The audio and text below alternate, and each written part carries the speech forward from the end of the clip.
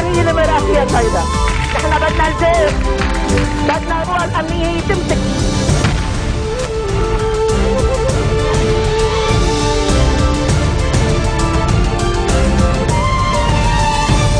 Bonjour à tous et merci de nous rejoindre sur Futur TV pour cette nouvelle édition de la rédaction. Voici les titres de ce journal. L'armée libanaise remet aux oulémas la mosquée Bilal Ben Rabah, ancien fief de Cheikh Ahmed El-Assir. Le moufti de Saïda réitère son soutien à l'institution militaire et son rejet des armes illégales. Les forces libanaises et les députés chrétiens indépendants proches du 14 mars annoncent le boycott des réunions parlementaires prévues à partir de lundi. Ils citent des raisons constitutionnelles. Retour au calme en Égypte après les affrontements qui ont fait 3 morts, dont un Américain. Le pays se prépare demain à une manifestation massive de l'opposition qui réclame la démission du président Morsi.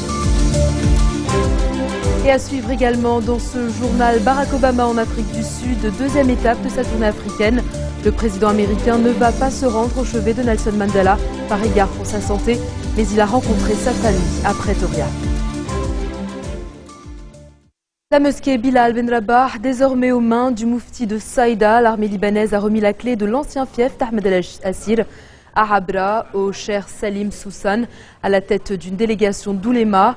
Soussan, qui a réitéré son soutien à l'armée, a assuré que cette mosquée regagnera son rôle au niveau de la coexistence et sera désormais au service de l'islam et des musulmans. Il a appelé toutes les parties à coopérer pour restituer à cette région une vie normale. Il a également dit suivre le dossier des détenus pour savoir s'il y a parmi eux des innocents.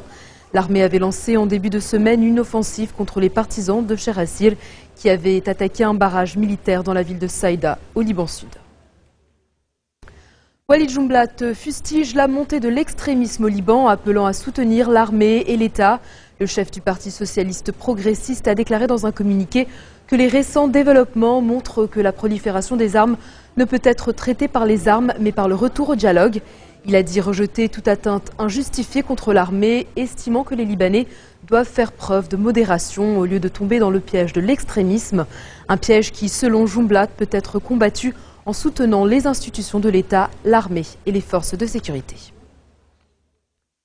Les forces libanaises et les députés chrétiens indépendants proches du 14 mars ont annoncé le boycott des réunions parlementaires prévues la semaine prochaine à partir de lundi. Le député Boutros Hareb a annoncé au nom des parlementaires indépendants le rejet de l'ordre du jour des sessions. Selon lui, en présence d'un gouvernement démissionnaire, il revient au chef de l'État, Michel Sleiman, d'émettre un décret pour appeler à une réunion extraordinaire du Parlement. Le député DFL, Eli Kairouz, a pour sa part estimé que les réunions du Parlement sont illégales et anticonstitutionnelles. Et puis la réaction de Nabih Berri ne s'est pas fait attendre. Le chef du Parlement a affirmé que personne ne peut empêcher la Chambre de légiférer après la controverse suscitée par sa convocation. Il a souligné que le Parlement est en session extraordinaire d'office, et ceci jusqu'à la formation d'un nouveau gouvernement, assurant que ce n'est pas lui mais le bureau du Parlement qui a adopté l'ordre du jour. Selon Berri, seule la Constitution peut empêcher le Parlement de légiférer en présence d'un gouvernement démissionnaire, assurant que les réunions parlementaires auront lieu aux dates prévues, à savoir les 1er, 2 et 3 juillet prochains.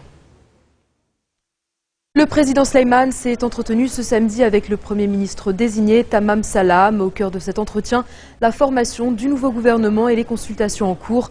Aucune déclaration n'a été faite à l'issue de cette réunion, mais Salam a indiqué via son compte Twitter que le gouvernement est désormais une demande urgente dont la formation ne doit plus prendre de retard. Il a souligné l'inquiétude des Libanais vis-à-vis de la conjoncture actuelle et leur crainte à l'égard de l'avenir du pays. Sur un plan sécuritaire, une personne a été tuée et une autre blessée ce samedi dans des affrontements entre l'armée et des miliciens dans la ville de Tripoli, dans le nord du Liban. Une dispute dont les causes sont encore indéterminées. Avec les soldats, une dispute qui a dégénéré en combat lorsque des hommes armés sont intervenus pour régler le différend. L'armée syrienne a lancé une offensive pour tenter de conquérir un quartier rebelle dans le centre de Homs, au cœur de la Syrie.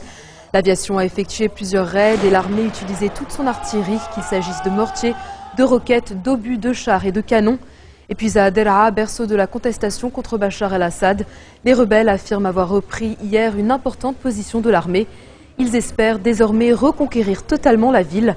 La chute du poste militaire de Binayat est d'une grande importance stratégique dans la bataille de Daraa, ville du sud de la Syrie d'où sont parties en mars 2011 les premières manifestations contre le régime de Damas.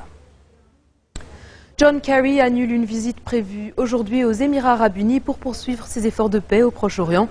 Depuis plusieurs jours, le secrétaire d'État américain fait la navette entre les dirigeants israéliens à Jérusalem et le président palestinien Mahmoud Abbas à Amman en Jordanie. Kerry, qui en est à son 5e voyage au Proche-Orient depuis mars, tente de relancer un processus de paix au point mort depuis octobre 2010, notamment à cause de la poursuite des colonies dans les territoires occupés. Cette navette entre Israéliens et Palestiniens rappelle celle de l'un de ses prédécesseurs, Henry Kissinger, dans les années 70.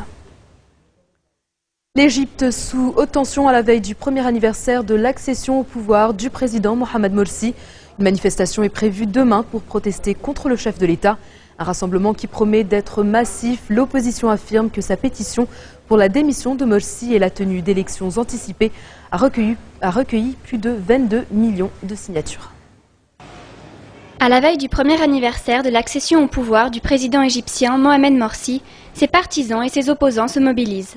Sur la place Tahrir, au lieu de l'opposition au Caire, des manifestants ont passé la nuit dehors, la première de cette nouvelle vague de contestation. Le problème, c'est qu'il est loyal uniquement envers son groupe et ne travaille que pour eux, pas pour le peuple égyptien. S'il répondait aux demandes du peuple, la situation serait bien meilleure. On ne trouve même plus d'essence maintenant.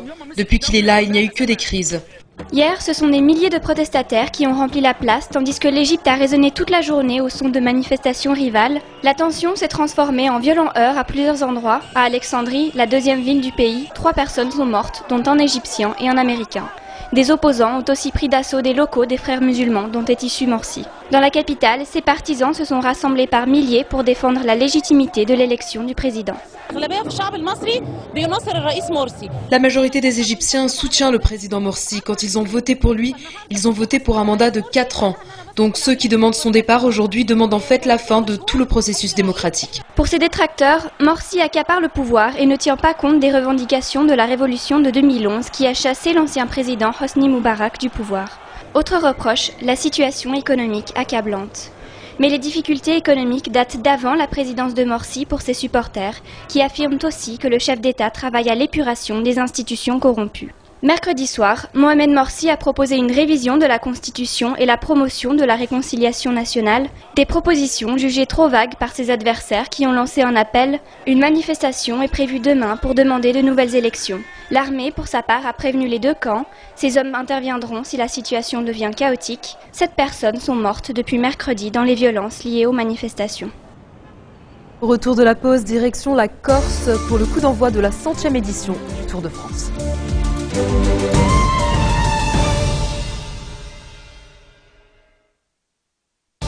Retour sur le plateau de l'info de Futur TV. Barack Obama est en Afrique du Sud. Deuxième étape de sa tournée africaine. Le président américain a rencontré son homologue sud-africain à Pretoria. Au menu des discussions, de nombreux sujets économiques. Mais ce tête-à-tête a pris bien sûr une résonance particulière alors que Nelson Mandela est toujours dans un état critique, hospitalisé depuis 3 semaines maintenant pour une grave infection pulmonaire. Le chef de la Maison-Blanche a déclaré lors d'un point de presse conjoint avec Jacob Zuma que le combat contre l'apartheid, pour la liberté, le courage moral de Madiba constitue pour lui une source d'inspiration personnelle. Barack Obama ne se rendra pas au chevet de Mandela par égard pour sa santé. Le couple présidentiel a en revanche rencontré en privé des membres de sa famille. Il ira également à la rencontre de jeunes habitants du township de Soweto. Demain, Barack Obama doit se rendre à Robben Island au large du Cap, où Mandela a été incarcéré pendant 18 ans. Direction l'Iran, où le président élu veut une entente constructive avec le monde. Dans une intervention télévisée, Hassan Rouhani a affirmé que son gouvernement défendrait tous les droits de l'Iran. Un gouvernement qui ne sera ni partisan ni redevable à aucun parti ou tendance politique. Le nouveau président a assuré qu'il utilisera les personnalités les plus compétentes à condition qu'elles soient modérées. Cela promet une difficile recherche d'équilibre entre conservateurs et réformateurs. Élu le 14 juin dernier avec 50,7% des voix, Hassan Rouhani doit succéder à Mahmoud Ahmadinejad le 3 août prochain. Visite surprise de David Cameron en Afghanistan. Le Premier ministre britannique a rencontré des soldats de l'OTAN et le président afghan Hamid Karzai. Il s'est notamment rendu à Camp Bastion, une base majeure du Helmand, la province la plus instable d'Afghanistan située dans le sud du pays. La Grande-Bretagne, qui a encore 7900 soldats sur place, a entamé le retrait de ses troupes et de son matériel en prévision de la fin de la mission de l'OTAN prévue l'an prochain. La visite de David Cameron intervient un peu plus d'une semaine après l'ouverture d'un bureau politique de talibans à Doha, au Qatar. Et puis justement, le numéro 2 de la force internationale de l'OTAN en Afghanistan estime que l'Occident aurait dû négocier avec les insurgés il y a plus de 10 ans. Selon le général britannique Nick Carter, l'occasion de ramener la paix en Afghanistan a été ratée lorsque les talibans étaient sur la défensive en 2002, après avoir été évincés du pouvoir à la suite des attaques du 11 septembre. Il a déclaré au quotidien britannique The Guardian que les problèmes de l'Afghanistan sont des questions politiques qui ne peuvent se résoudre que par le dialogue. En bref, dans le reste de l'actualité de ce samedi, des attentats dans des villes sunnites autour de Bagdad ont fait 6 morts. Ceci porte à plus de 420 le nombre de personnes tuées en Irak pour le seul mois de juin. Une flambée de violence qui fait craindre un retour au conflit confessionnel ouvert qui a culminé en 2006 et 2007. Elle intervient au moment où le pays est paralysé par un blocage politique et des mois de manifestations.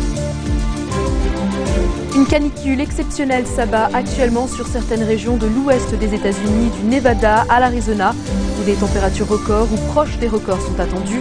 Les services météorologiques prévoient ainsi une température maximale de 54 degrés Celsius en la vallée de la mort. Las Vegas, dans le Nevada, doit s'attendre de son côté à 47 degrés Celsius jusqu'à lundi. À Phoenix, dans l'Arizona, le mercure devrait monter jusqu'à 48 degrés Celsius ce week-end. Et puis en Thaïlande, 8 militaires sont morts dans un attentat imputé à des rebelles musulmans dans le sud du pays.